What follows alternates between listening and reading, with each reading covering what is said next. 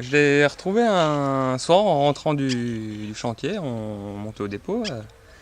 En rangeant le matériel, j'entre dans une salle au dépôt, puis sur une plaque de polystyrène, je l'ai trouvé. Donc au début, on ne savait pas trop quoi faire, puis j'ai décidé de la ramener chez moi. Euh, Par contre, elle n'avait pas de plumes, rien du tout, c'était vraiment un petit oisillon. Puis avec ma mère, on a regardé sur internet comment faire pour la nourrir, comment faire pour la sauver, savoir si c'était possible déjà de la sauver, parce qu'on a trouvé des sites, beaucoup de gens disent que malheureusement les petits oiseaux sont morts. Puis nous, on a réussi à la nourrir au verre de farine, donc elle se nourrissait, elle buvait à la pipette. On la nourrissait verre de farine, on lui en donnait 3 pendant une semaine, ouais, au moins 3 fois par jour, à la pince à épiler. Et plus ça allait, plus on voyait qu'elle prenait des plumes, et puis du coup, elle est restée avec nous, commençait à voler à la maison, donc là on s'est dit peut-être qu'elle va s'en aller, tiens. Oui. On l'a sortie dehors, elle a volé autour de la maison, c'est revenu se poser sur notre épaule. Donc on a dit, là, à mon avis, on l'a peut-être bien pour toujours. Hein.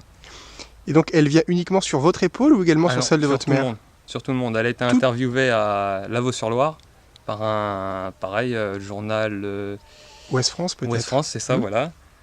Et dès que le journaliste est arrivé, elle s'envolait, elle s'est posée sur son épaule à lui. D'accord. Elle va se poser sur les épaules des voisins. Donc pas sauvage du tout. Non. Et c'était il y a combien de temps? Vous l'avez trouvé il y a combien de temps? Je l'ai trouvé autour du 3 août, 2 août, par là, juste avant mes vacances, quoi. Et donc quand vous allez au travail, elle vous accompagne ou elle reste là? Ah non, elle reste là. Hein. Elle reste là. Je suis en vacances, mais elle reste là. Hein. D'accord. Mais si elle veut s'envoler, vous voyez, elle s'envole. Hein.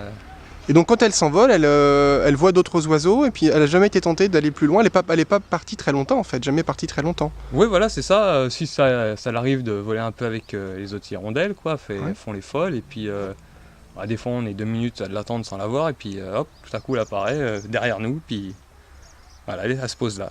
C'est ici qu'elle est heureuse. Et vous voyez la garder longtemps? Ça vous dérange pas? Non, moi personnellement, ça nous dérange pas, non. Elle partirait maintenant, on imagine que vous seriez un petit peu triste peut-être, on s'attache. Ouais. Pas mal, je pense.